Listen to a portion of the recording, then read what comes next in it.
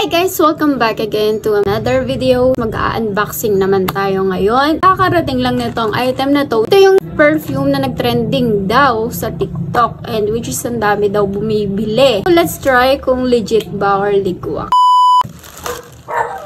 Uy! Char, akala ko mabango agad. 270 pesos lang ito nabili. Isang Sweet Night, Warm Vanilla Sugar, Pink Chiffon. Pag inaamoy mo na siya dito, parang ang bango na niya. May pagka-sweet talaga siya. Ayan. Parang pag-aamoy mo pa lang siya, mabango na talaga. Mga candy siya, no?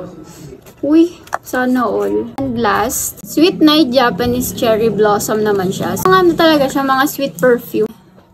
Mabango din siya. Parang pang-amoy expensive. Try natin itong Pink Chiffon Sweet Night. Ayan, okay na tong kapirang. Ay! Ang bango! Budol is real! Mabango siya! Alam mo, ilalapitan ka ni Crush? Ito siya, babe! Next natin itong Warm Vanilla Sugar Sweet Night. Konti lang ulit. Ay! Ano ba naman to? Ang bango! Ito naman yung tipong parang lalapitan ka ng mga friends mo. Parang tatanungin ka nila, "Be, anong perfume mo? Ang bango." Yan. Siyempre, baka lapitin ka din ni Crush. Uy! And last, Sweet Night Japanese Cherry Blossom. Konti lang din. Ay! Sana all. Uy! Uy! Parang ano siya?